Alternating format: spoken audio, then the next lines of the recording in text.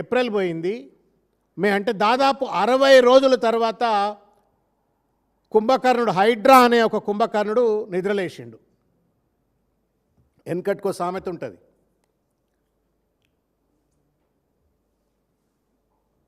ఇల్లు కాలినాక ఆకులు పట్టుకునేటువంటి ఒక ప్రయత్నం చేసినట్టుగా 100 కోట్ల రూపాయల విలువైనటువంటి ఒక ప్రకృతి సంపదను పొంగులేటి శ్రీనివాసరెడ్డి గారికి సంబంధించిన కంపెనీలు దోచుకుపోయిన తర్వాత 2 నెలల పాటు బీఆర్ఎస్ పార్టీ, హరీష్ రావు గారు, డాక్టర్ ఆర్ఎస్ ప్రవీణ్ కుమార్ గారు, ఇంకా పెద్దలందరూ కూడా పెద్ద ఎత్తున గొంతెత్తి మొత్తుకొని ఈ దోపిడిని అరికట్టండి అంటే మొద్దు నిద్రపోయినటువంటి ఒక హైడ్రా పొద్దుగాల ఇవాళ జేసీబీలను పంపించి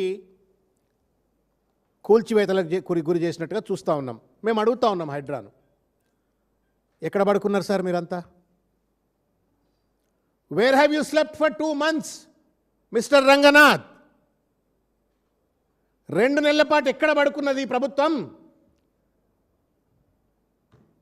ఎవరి భయంతో మీరు 2 నెలల పాటు కాలయాపన చేసిండ్రు mister Ranganath? You have to explain. 2 నెలల పాటు నెత్తి మీద నోరు పెట్టుకొని బీఆర్ఎస్ పార్టీ ప్రత్యక్ష పోరాటాలు చేస్తున్నా, వినతి పత్రాలు అందిస్తున్నా, దున్నపోతు మీద నీళ్లు పడ్డట్టుగా ఈ ప్రభుత్వం వ్యవహరిస్తూ ఉంటే హైడ్రా వాళ్లకు తానా అంటే తందానా అంటూ 2 నెలల పాటు ఎక్కడ నిద్రపోయినరు? రంగనాథ్ గారు సమాధానం చెప్పండి. Would you allow a common man to do the same thing? Ponguleti Srinivasa Reddy గారు కాకపోతే ఇంకెవడైనా సాధారణమైన వ్యక్తి ఒకవేళ ప్రభుత్వ భూమిలో ఏదైనా ఇటువంటి అడ్డమైన కార్యకలాపాలకు పాల్పడితే స్థానిక పోలీసులు కానీ, ఎంఆర్ఓ కానీ, కలెక్టర్ కానీ, ఆర్డీఓ కానీ, లేకపోతే మిగతా ప్రభుత్వ రంగ సంస్థలు కానీ, లేకపోతే సాక్షాత్తు హైడ్రా కానీ ఊరుకుంటుందా? పొంగులేటి శ్రీనివాసరెడ్డి గారు ఏమైనా తెలంగాణ అల్లుడా? తెలంగాణకి ఏమైనా అల్లుడా?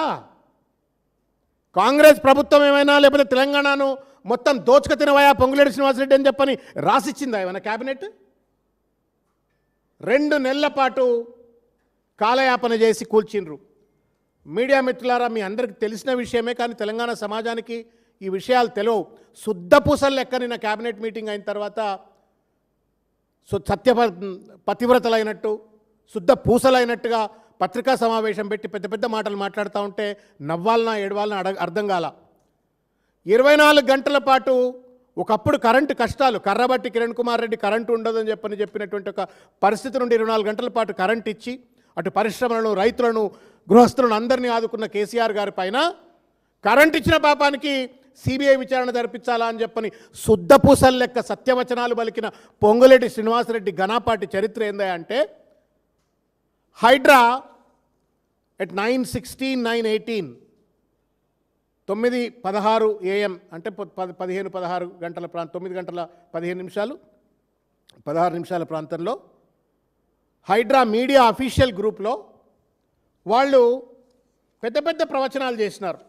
అక్రమ మైనింగ్పై హైడ్రా కఠిన చర్యలు, ఒకే రోజు 6 ప్రాంతాల్లో హైడ్రా ఆపరేషన్లు, 6 క్రషింగ్ యూనిట్లకు తొలగించిన హైడ్రా, 12 ఆర్ఎంసీ ప్లాంట్లు తొలగింపు. ఏం గడ్డి బీకినరువా? 12 ఆర్ఎంసీ ప్లాంట్లు పెడతా ఉంటే గడ్డి బీకినారు మీరు ఇన్ని రోజులు. 6 క్రషింగ్ యూనిట్లు పెట్టడం. క్రషింగ్ యూనిట్ అంటే అదేమన్నా జేబులకి వెళ్ళి తీసి పెట్టేది? అదేమన్నా ఇది క్రషింగ్ యూనిట్ అదేమన్నా? You bloody have to, it's huge elephant size elephant, 100 ఎలిఫెంట్లు ఉంటే ఒక క్రషింగ్ యూనిట్ అవుతుంది.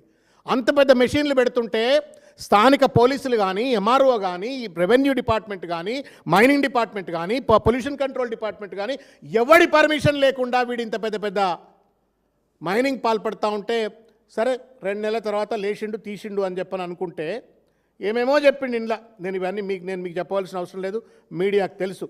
ఇష్టానుసారంగా క్వారీలు తవ్వి స్టోన్ క్రషింగ్తో దుమ్ము లేపి పరిసరాలను నాశనం చేసే వారిపై హైడ్రా చర్యలు. గోల్డ్ మెడల్ ఇచ్చేయాలా రంగనాథ్ గారికి, సన్మానం చేసి పడేయాలి. పొద్దుగాల పోదాం పాన, పోయి పూలబొక్క సన్మానం తీసుకుపోయి ఇచ్చేద్దాం. ఏం రాసుకుండండి.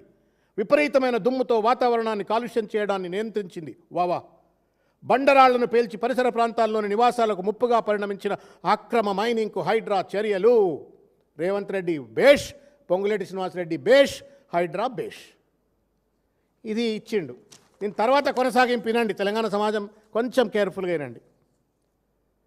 రంగారెడ్డి జిల్లా గండిపేట మండలం వట్టినాగులపల్లి షేర్లింగంపల్లి మండలంలోని గౌలిదొడ్డి విలేజ్ శంషాబాద్. ఇది ఎక్కడో కాదన్న, ఇదేదో త్వరలలో కాదు, ఇది ఉన్నది పట్టుమని మీకు గండిపేటకు ఆనుకోనే ఉంటుంది. ఇదంతా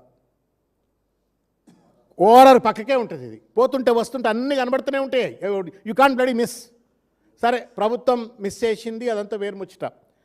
దాంట్లో ఏం రాసిండు? అక్రమ మైనింగ్ జరుపుతున్న యూనిట్లను డిస్మాంటిల్ చేయాలని రంగారెడ్డి జిల్లా కలెక్టరేట్ హైడ్రాకు విజ్ఞప్తి చేసినట్టు. ఈయన ఎప్పుడు నిద్ర లేచిండో తెలియదు.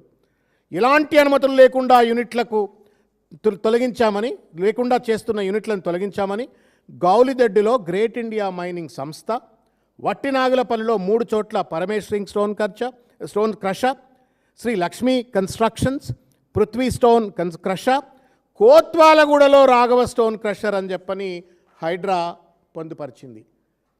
రాఘవ కన్స్ట్రక్షన్స్ ఎవరిదో దునియా అంతా తెలుసు. ఐరిసు, రాఘవ, ఇది పొంగులేటి శ్రీనివాసరెడ్డి గారిది.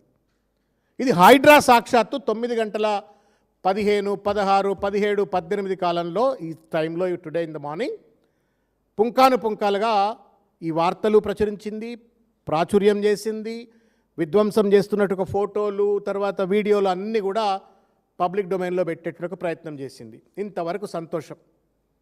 ఆలస్యంగానైనా నిద్ర లేచిండ్రు అని చెప్పని, ఒకవేళ పొద్దుగాల మేము పోయి సన్మానం చేద్దాం అనుకుంటే చేస్తాం, అది ఓకే. బట్ ద పాయింట్, అసలైన డ్రామా ఇక్కడ చూడ్రిగా. ఈ 9 గంటల డ్రామా, 12 గంటల డ్రామా ఇంకోటి మొదలైంది. మీడియా మిత్రులు దయచేసి గమనించగలరు. కోత్వాల్గూడలో ప్రస్తుతం జరుగుతున్న కూల్చివేత చర్యలు రాఘవ కన్స్ట్రక్షన్కు సంబంధించినవి కావు అని చెప్పని పెట్టిండ్రు. అవి తిరుమల మెటల్ ఇండస్ట్రీకి చెందిన క్రషింగ్ యూనిట్పై చేపడుతున్న చర్యలు మాత్రమే అని చెప్పని 12 గంటలకు, అంటే దాదాపు 3 గంటల తర్వాత కోత్వాల్గూడలో క్రషింగ్ యూనిట్ తొలగింపై హైడ్రా కమిషనర్ రంగనాథ్ వివరణ. కోత్వాల్గూడలో తొలగించిన అక్రమ క్రషింగ్ యూనిట్ తిరుమల మెటల్ ఇండస్ట్రీకి చెందింది. రాఘవ స్టోన్ క్రషర్ యూనిట్ తొలగించామని తప్పుడు ప్రచారం జరిగింది అని చెప్పని రంగనాథ్ గారు అప్పుడు పెట్టిందేమో, మీడియా గ్రూప్లో పెట్టింది ఆయన PRO. I don't think that without the permission of the HYDRAA commissioner PRO would have not kept it. Ranganath గారు, you have to explain to the people. ఈ 3 గంటల కాలంలో నిన్ను ఎవరు బెదిరించినారు? ఎవరికి భయపడి నువ్వు ఈ రిజాయిండర్ ఇచ్చినావు? ఎవరికి భయపడి? మా ప్రవీణ్ అన్ననే అక్కడ రాఘవ కన్స్ట్రక్షన్ సంబంధించిన కంటైనర్ పైన పెయింట్ వేస్తే ఆ పెయింట్ నాయన చేయితో తుడిపి చూపెట్టిండు. ఏమరా నాయనా మీరు, ఇగో ఇది కథ, ఏమరా నాయనా మీరు రాఘవ కన్స్ట్రక్షన్ కంటైనర్ ఉంటే దీనికి పెయింట్ వేసి ఎవరిని మభ్యపెట్టాలనే ప్రయత్నం చేస్తున్నారు అని చెప్పని దాన్ని చెడిపేసి మరి మా కృషాంక్ ఇలా జైల్లో ఉన్నాడు. మా కృషాంక్, మా ప్రవీణ్ అన్న ఇద్దరు కలిసి దీన్ని చూపెట్టినరు. ఇది when we went fact finding commission ఆధారంగా పోయిన తర్వాత. సిగ్గుందా మీకేమైనా? రాజ్యాంగబద్ధమైన పదవుల్లో ఉన్నారా మీరేమైనా? నీతి, నిజాయితీ, ఇంగితం, విఘ్నత ఏమైనా ఉన్నదా మీకు? అసలు ఏం నేర్చుకోవాలి మిమ్మల్ని తరాలు, లేదా మిమ్మల్ని చూసి అధికారులు ఏం నేర్చుకోవాలా? ఇంత స్పష్టంగా అది రాఘవ కన్స్ట్రక్షన్ చెందింది అని చెప్పని స్పష్టమైన ఆధారాలతో ప్రూవ్ చేసిన తర్వాత దాన్ని ఒప్పుకుంటూ హైడ్రా కమిషనరే 9 గంటలకు మీడియా గ్రూపుల్లో వార్తలు పెట్టిన తర్వాత, ప్రెస్ నోట్ రిలీజ్ చేసిన తర్వాత 12 గంటలకు ఏం జరిగింది? Was there an under table transaction? Was there an illegal intimidation or criminal intimidation against the HYDRAA commissioner? ఏం జరిగింది? దేనికి హైడ్రా కమిషనర్ లొంగిపోయి ఈ రిజాయిండర్ ఇచ్చిండో తెలంగాణ సమాజానికి సమాధానం చెప్పాలని చెప్పని నేను కోరుతా ఉన్నాను. దిస్ ఇస్ అట్లీస్ట్ నేను తప్పు చేసినాడు, మా పిఆర్ఓ తప్పు చేసినాను కూడా చెప్పట్లేడు. అంటే ఇది కేవలం పొంగులేటి శ్రీనివాసరెడ్డి గారి యొక్క ఒత్తిడికి లోబడి హైడ్రా కమిషనర్ ప్రజలను తప్పుదోవ పట్టించేందుకోసం అని చెప్పని రాఘవ కన్స్ట్రక్షన్ను దోషిగా ప్రజల ముందు నిలబడటాన్ని నుండి తప్పియడం కోసం అని చెప్పని వాళ్ళ ఒక తప్పుడు వ్యాఖ్యానాన్ని మళ్ళా ప్రజల్లోకి జొప్పించేట ఒక ప్రయత్నం చేయటం న్యాయమా sir? You are an IPS officer sir, Indian police service. You are not a servant to Ponguleti Srinivasa Reddy, you are a servant to the constitution.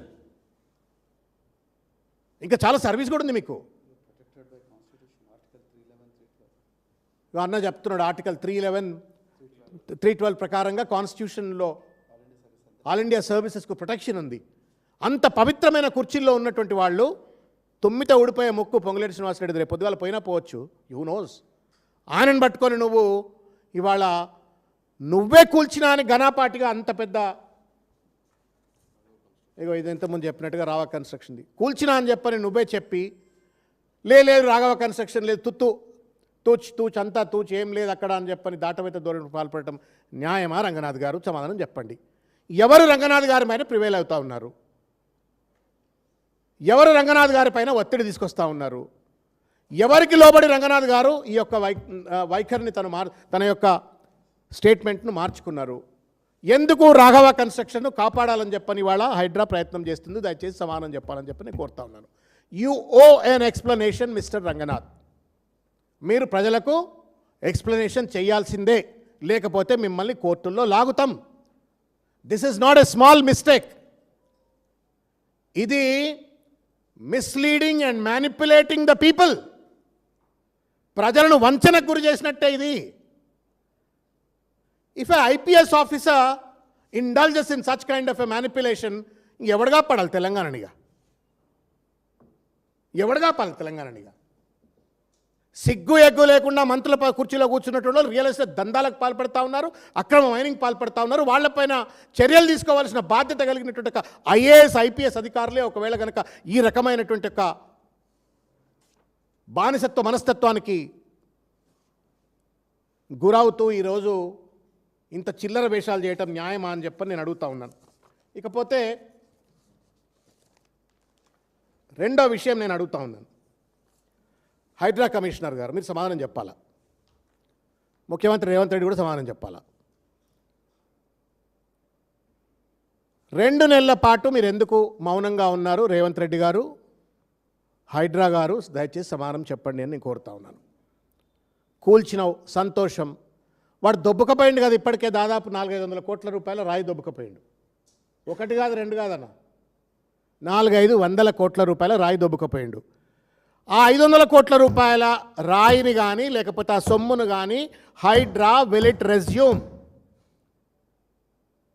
Collector జేబులోకి వెళ్ళి తీసుకుంటారా? Collector is suppose to have controlled it to not to have happen such kind of an illegal mining. Collector జేబులోకి వెళ్ళి మన జీతాలు గొక్కొస్తారా? Collector జీతాలు గొడిచేస్తారా?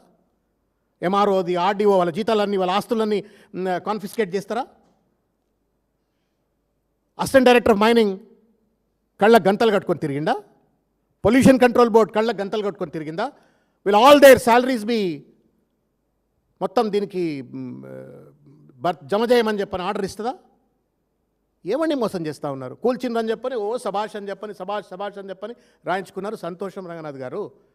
But ఈ 500 కోట్ల రూపాయల రాయి, ఈ విలువైనటువంటి ఒక రాయిని దోచుకపోయిన ఒక గద్దల నుండి 500 కోట్ల రూపాయలు మళ్ళీ మీరు వాపసు ఎట్లా తెచ్చి ప్రజల ఖాతాలో ప్రజల ధనంలో ఎట్లా జమ చేస్తారో చెప్పండి.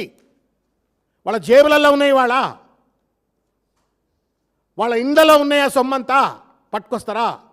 ఏసీబీ వాళ్ళపై రైడ్ చేస్తారా? కలెక్టర్ను ఎంఆర్ఓను అందరిపైన రైడ్ చేసి ఎందుకురా మీరు ఎందుకు పని చేయలేదు అని చెప్పని మొత్తం ప్రభుత్వ యంత్రాంగం పైన దాడి చేస్తారా? అడుగుతారా?